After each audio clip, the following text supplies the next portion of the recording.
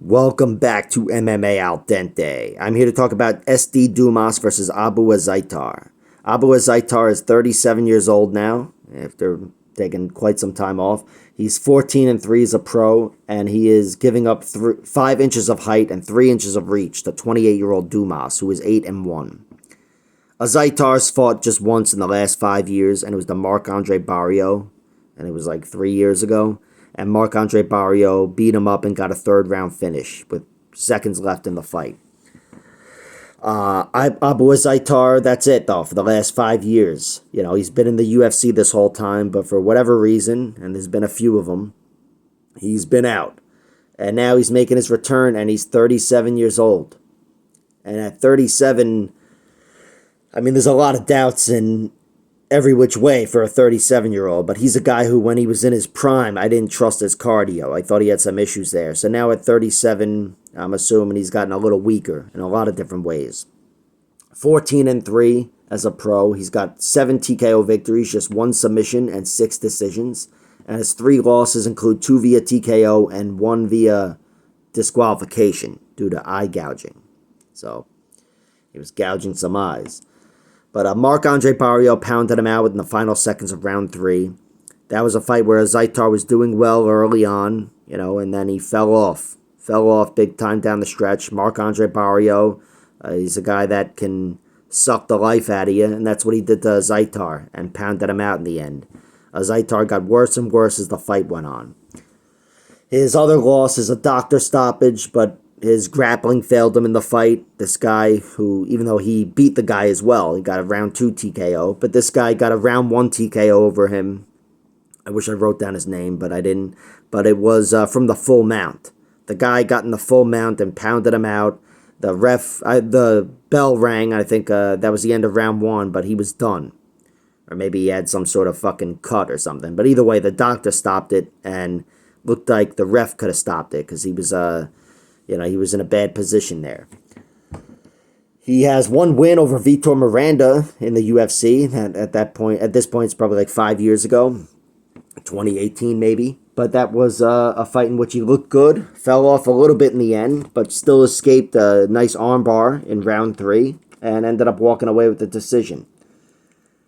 Abu Azaitar, he's not like good anywhere, but he's all right, and on the feet, he's just outgunned physically, where he shouldn't be the striker, going for the heavy body kicks and whatever, standing at 5'9".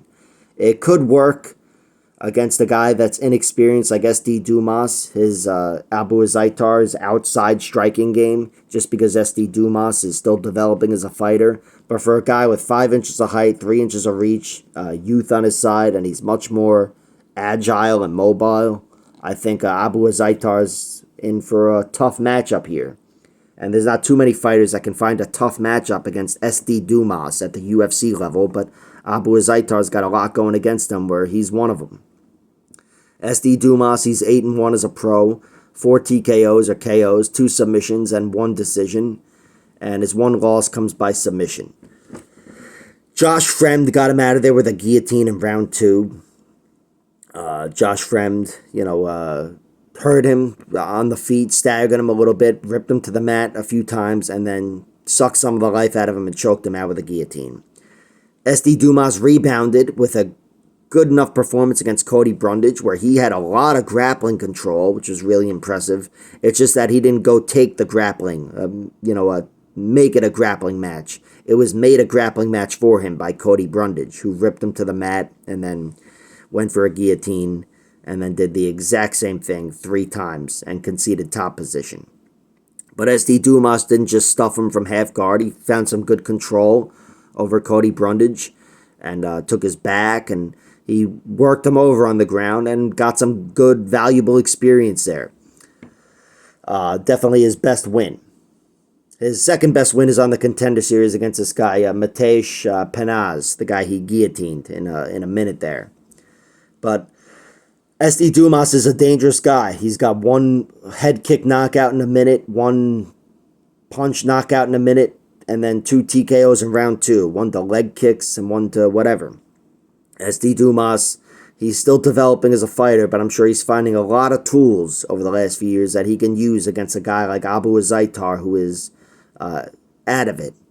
I think Abu Azaitar has a good minute or two of fighting, lands that body kick of his, starts chopping at the legs, doing all right, and then things fall apart. I don't think this is going to take till round 3 for him to fall apart.